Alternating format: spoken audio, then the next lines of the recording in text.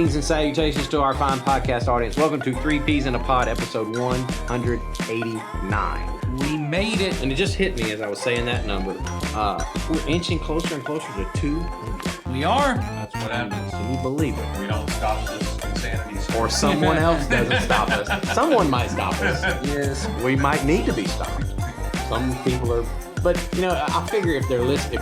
If people are still listening, they don't want us to stop. Well, what we don't know is that the same people are still listening. That's okay. We'll take turn over. People are listening. We'll turn this audience over. Just we probably are. keep on going, you know?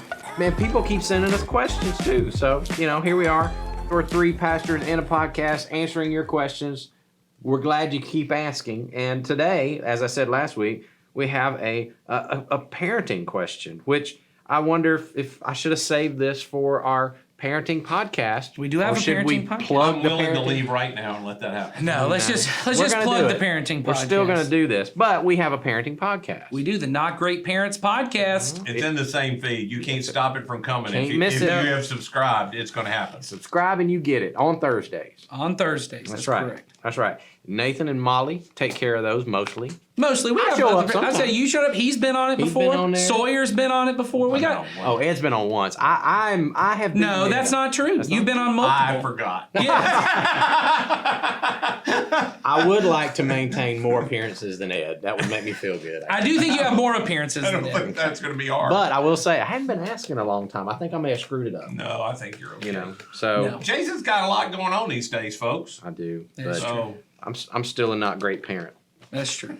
That's true. I can I be am honest. too, but I'm now a not great grandparent. That's true.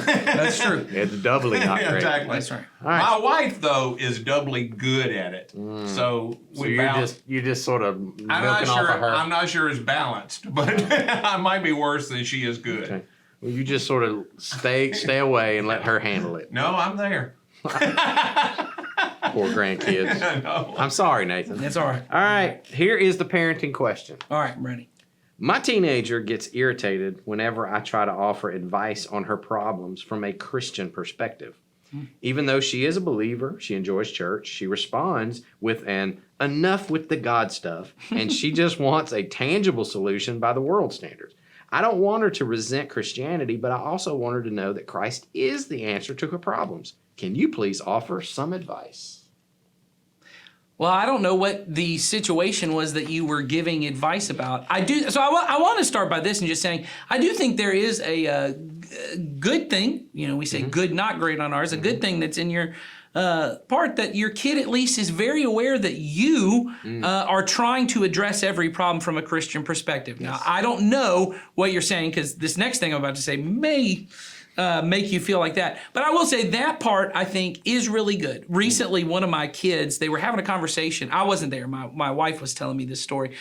3 of my kids, they're riding in the car, and they're talking about their favorite holidays, you know. And, oh, Halloween, you get so much candy. Oh, this. And then one of my kids said... Pentecost. Yeah. One of my kids said Christmas, but not because of the presents, because it's when Jesus was born. And the other 2 were like, because she was being so self-righteous You about have 3 more. I only had 3 in the car, so Oh, okay. for this All story. right. So the other 2 there in the back of the car are going, oh my goodness, you can't use Jesus like that. And they go, you sound like Daddy. All you do is talk about Jesus, and then even if it doesn't have anything to do with Jesus, Daddy starts talking about Jesus, and then he cries. That's what they say. Daddy cries, and I said, well, at least one good thing came out of it is they know Jesus really matters to me. So in that sense, that's really good. Now, Good. The other part of this I will say is, You know, the part of that story that I love is that talking about Jesus and crying is an inherited trait he got from me. yes, That definitely didn't come from his mother. no.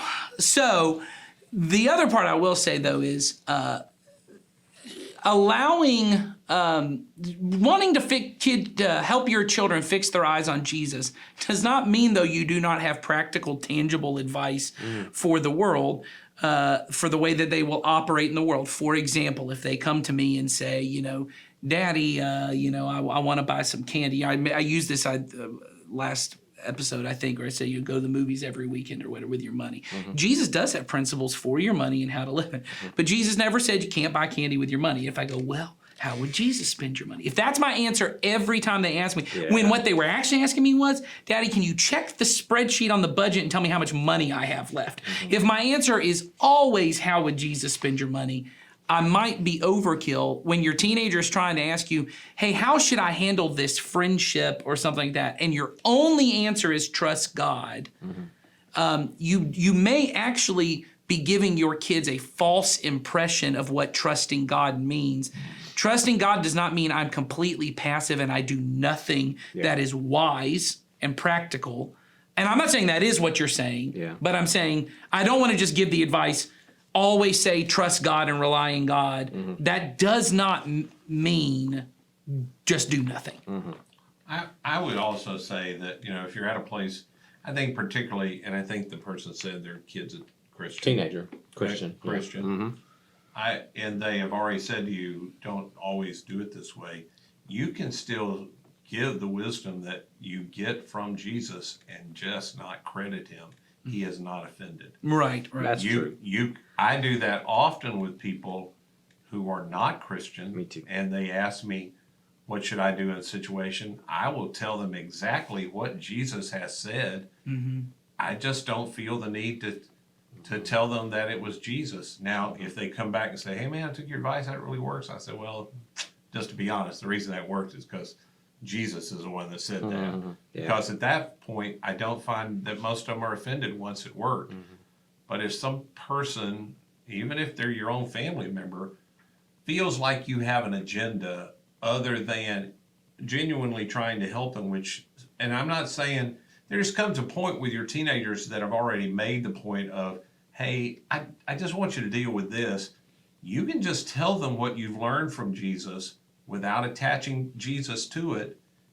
And then later they can figure that out and they already know you're a Christian. You do not have to make it a package deal on every answer. Yeah. For me, one thing that and maybe this is not what you were asking, but this is what my mind goes to. What is the goal of parenting a teenager in the end? And we've talked about this in different settings. And for me, it has always been, I want above all else to maintain relationship with my teenager, because I know going forward, that's pretty much all I have. And I want to have influence in their life. So therefore, I want a relationship.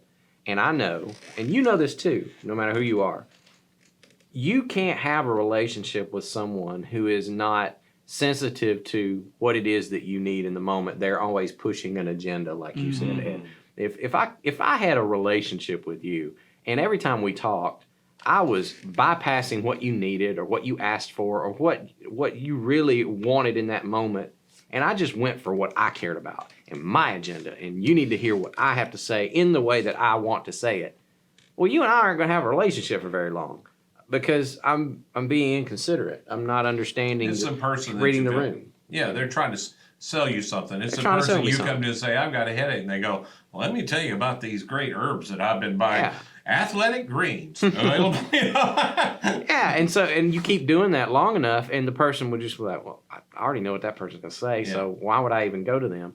So practically speaking, my advice is lean into the relationship, because that's where you have the influence to actually do what Ed just said and to share the truth that Jesus would share in a way that person can hear it. So I'm not saying you abandon Jesus altogether and just say, well, it doesn't matter, but know the audience, know who you're dealing with. And I think we use this phrase from our last podcast. I think that's what love requires you to do when you're dealing with another person. And particularly, I would say with teenagers, which is what every parent wants. Long term, I want them to love Jesus because they love Jesus and they have found him to be a wise person, not because I love Jesus and I wouldn't leave them alone. And I'm not saying you wanted that. That's right. I'm just saying you want them to figure out the wisdom of Jesus on their for themselves. You want them to come to that conclusion. So often, it's often good to start those conversations with well, what were you thinking you were going to do? Yes. What questions? What were you considering to do in this situation? And then instead of just dumping out and telling them how they're doing is wrong, you know, you begin to listen, and then you go, so how you think that's going to work? And that was the other thing I wonder about, because I was reading over your question, and I wondered if the reason your child is pushing back is not so much the fact that you are bringing Jesus into everything, it's that they may not be seeking your advice I was going to ask explicitly. that too. Is this unsolicited advice? And maybe, as Ed said, you go in with questions, because if you go in with advice that they're not asking for, that may be more of what they're pushing back on than they are Jesus. Yes. Because they don't want it, because there does come a point and I can tell you this, raising teenagers, there come a point where they're not always coming to you for, Mom, tell me what to do. Dad, tell me exactly what to do. They just need a place to sound off and to work things out. And what they really need for you to do is engage, ask questions, help them figure it out, or at least give them thoughts that they haven't had yet that they can consider, so that they can make their own decision. Because in the end, that's what you want once they leave your house, because you're not going to be there to give the Jesus advice or whatever else advice. They're going to need to work this out on their own. And you want them to have the skills mentally and emotionally so that they have the tools they need to navigate, figure it out, and come to a conclusion on their own. Yeah. No, I agree with that. I think it's very important as parents, but not just as parents, as I think people who want to have influence in others' lives. Influence is a gift that you are receiving from someone. They are allowing you to be an influence, and when your kids are young, when you're the parent and your kids are young, you receive that influence from God. Your kid doesn't really decide what, my 5-year-old doesn't decide whether I have influence, because I can physically pick them up and put them where I want them to be. But by the time they're a teenager, it really is now they get to decide whether they want to. And I said this at a recent on mission discipleship thing we were at, and I had someone come talk to me about it afterwards. I said, anytime you have decided, as often as parents, a lot of your trying to protect them and fix things for them is not as much about them as it is about you. Right. That I'm scared when you get hurt and you make a bad decision, that actually hurts me. Mm-hmm. And so there is a love aspect to it, but there's a lot of self involved in it too, which is, I don't want to be up late worrying about your bad decision, so I need you to fix this. And I said, the reason that we have to get this balance of, we were using the language a lot of, I'm responsible to people, but I'm not responsible for people. Mm-hmm. And I said, the reason we get that balance is not so we have good mental health and emotional health. It is an act of love for the other person. Because when I try to control your decisions, even if it's because I know what's right in this decision for my child, I am trying to control the decision you make. I'm trying to control the consequences. I'm trying to do that. I am now impeding your ability to freely make your choice, which is something our Heavenly Father never does to us. And if it was love for me to try and, even if I'm going to overwhelm you with evidence in my advice, I'm going to give you the best, and I'm just going to keep battling this out until I break you down and you agree to do what I want you to do. If that was loving, your Heavenly Father would have done that to you. And because He didn't, that is evidence to me it's not loving. I always look to, if God would do that for me, that's love. If I know God would never do that to me, then that's probably not loving. And so I have to look at that and go, our Heavenly Father has made the choice. I get to have free will, even when my free will is bad decisions. That's right. And I think as parents, that's the hard part in these situations, is, can you love your kid enough, like you said, to listen? All the things we've already said, listen and do all that. Even if the reason you're bringing Jesus up so much is because you're afraid, well, maybe they won't keep loving Jesus if I don't keep saying it, Yeah, and I think with every decision, particularly with your kids, you're always weighing risk. So the decision they're making, if it goes totally south, what's the worst thing that can happen? And if it's a low cost thing, because parents tend to think every decision has lifelong consequences forever. like there actually is a permanent record at school, which turns out there's not that anybody cares about. No, mine's not still around. You know, there Not is. that I permanent. I found out really quickly. There's a record, but you can't get it, and nobody really wrote anything down anybody cared about other than grades. And it just, if there's a low risk, you want to talk them through how to make the decision, but making a bad decision and enduring the consequences is often the way to wisdom. If you can help them see, not so you get to come back and say, I told you, I told you, I told you. It's not that. It's just that you can see they got, oh, that was a really bad decision. Yeah. If the risk isn't high. That's right. The risk, Yeah. but when the risk is really high, you have to have a little more in there. And so, again, we were talking to a teenager here. I don't want anybody to listen to everything that we've said here and go, well, I should just advise my kid. Well, not if they're 6. No, that's right. It's a different. It's different. It's a different thing. It's different. But parents get that goofed up. It's been my experience now in watching myself and people my generation and other generations afterwards that people really go way too far with little kids, trying to logically reason with them about everything and giving them lots of choices. And with teenagers, they want to clamp everything way down and give them no choices, and you've got it just backwards. Yeah, I see that a lot too, because we try so hard in the end that we want them to be free and to have all this possibility, and then as they get older, we're like, oh, wait a minute, no, not so much. Because the risk is bigger. Yeah, and then we clamp down, and then that backfires because, like I mentioned earlier in this podcast, your goal by the end of your parenting journey is to have a relationship with a person with whom you might have some influence. Right. Really, just a person that you can love for the rest of their That's life. right. That really is. That's now, it. the influence is what you want, but if they don't want it, you don't have it. That's right. And you can't force that, no matter how hard you try. In fact, the harder you try, the worse it'll get. That's That's right. right. Then you've got to just, and that's what, I'm finding out, and other older parents I know have told me they have found out is, I have to learn that whole rhythm of letting go, of allowing that child of mine to go off and make their own decisions. So it's like you said, we get that backwards sometimes. Yeah. And I'll just say it is really hard. You can't make anybody be open to your influence, but it is really hard to not be open to the influence of somebody who is genuinely for you. That's right. Yeah. When you demonstrate to anybody in the world that you genuinely are after their best, not your own, you have more influence than you can imagine, because very few of us have so many of those people that generally just care about me for me that I want to cut anybody off. That is exceptionally attractive to when you totally are for a person, accept them, love them, and do your best for them, regardless of what it costs you, even if it costs you feeling rejected by them at times.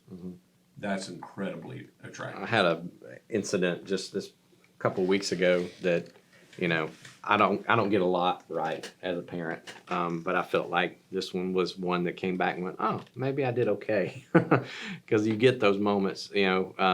My daughter, who's off at college, I won't go into the details, having a hard time, just struggling, having a hard time, as all college students That's go right. through. And my phone rings, or she shoots me a text, said, Dad, I need to talk. Are you available to talk? And I said, absolutely. And she calls me. And after the phone call was over and we, talked about everything, my wife was like, I bet that felt really good. And I said, yeah, but I could never have manufactured that if I'd wanted to. No. That was something that I had to, like you said, I have hopefully established with her that I am for you no matter what's going on in your life. And so when trouble comes, if you need me, I'm right here. Yeah. And she reached back, and I was able to, and I didn't tell her what to do. I gave her some influence. I just helped her talk through some stuff. That's right. And I walked away from that going, okay, that's good. Now, the temptation is, I want that all the time. I want to have that. Yeah. And I And just if I hear them talking to anybody right. else, why didn't you talk to me? That's right, and get Well, all see, upset that's about that. me. That's about me. That's about me. Yeah. Which is they can feel it, and That's then right. immediately they go, "Well, that's why I didn't talk Yeah. to you because everything's about you." That's right. So now I got to retreat back to my place, go to where I'm supposed to be, That's right. and then wait until she needs me again, and hopefully she'll come. If not, great, that's fine too. I got to be okay either way. That's right. You know. Well, and I think when that's the difficulty is that's what Jesus, when you talk about the Jesus, that's what Jesus is trying to grow me into, is a person who is truly humble, where nothing really is about me. And I get these little blessings, these little moments that are gifts that remind me, oh, I do have influence. You know, we talk about that even in pastoring. It can become very easy to start to live for those moments after a sermon or when someone comes to your office or comes back, sends you a note and says, oh, because it's very easy to try to live for those moments. But, you know, there are times that those moments are few and far between, and you're just kind of doing the other part. What Jesus is trying to create is people who are genuinely for others, that I can live in a selfless, self-sacrificial way where I give even if it's not coming back. Because I would even say that about when you're trying to have with younger kids, you're not impeding a younger kid's free will to put boundaries around them. That's the role you have in their life. And what you find, if you've ever been given, ever had in your life a very stubborn, obstinate child, what you learn is even when you put boundaries in place, you have no control over what they do. They can decide to run into that boundary every day over and over again. The boundary does not control them. There are times where you feel like, I just got to come in and I'm going to make you make the right decision because I'm tired of giving you this consequence over and over again, or I'm tired of doing this over and over again. But even that, the choice of self-sacrificial love is, I will allow you to make the bad decision, but I, as a loving parent, want you to have the wisdom of every action has a consequence. And if I ever let that up, that's a problem. Then on the other side, it's now when they're an adult, and I don't really get to control the consequences anymore. I can't call, if you act badly at your job, your boss is going to control the consequence or any of these things.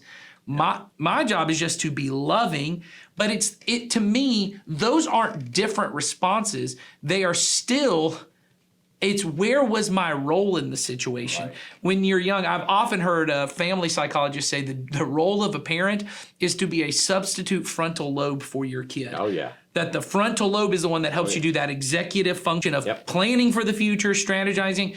Well, you haven't developed that until, I know it begins in like the late teenage years, but doesn't really fully develop until mid-20s. Right. Mostly. And so your younger years is, and you can see this. If you use drugs, it takes longer. That's not correct. No, it is true. It's true. That's true. And your job, that my real role with those young kids is they can't see what I can see. I know if you walk up and touch that stove, what's going to happen. And I was explaining this to one of my kids. They said, why would a parent ever pop the hand of a child? And I said, well, tell me this. I said, is it loving for me to let you go up to a fireplace where there's a fire and just stick your hand in that fire? I said, isn't it a little more loving sometimes to go, you feel that little bit of pain? And I said, is that little bit of pain better than sticking my whole hand in the fire? And they said, well, yeah, it is. I said, and they said, well, why couldn't you just pull them back? I said, well, what happens when I pull them back, but one time I'm not there to pull them back? And they said, oh, well, they'll keep going. And I said, there are these times where you have to decide. My job is I can see something you can't see. The problem is, I also think that's true for my 18-year-old, which it may be true. It is true, often. Yeah, it is. It may be true, but like you said, I don't always get to make those decisions for them. The boundary is the same.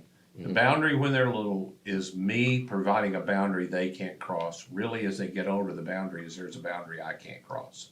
That's a really good way to say it. I like that. That is a boundary that I have to realize. This is a human being that I can't cross into their territory. They've created a situation where there are consequences. I can't. Me protecting them from it is creating a problem for them. And before, if I didn't draw the boundary, I was not protecting them from things I should have protected them from. Right. So I hope that helps. I think we're about run out of time, but so we're gonna call it. for today. Done. But if you have more questions, as always, there's a form, the link to a form in the description, in the show notes. So go there and send us more questions. And next week, I don't know what we've got, but it'll be the next question up. Whoever sends the next question, we'll You're get next. on. You're next on the podcast. So send it on, and we'll see you next week. Bye.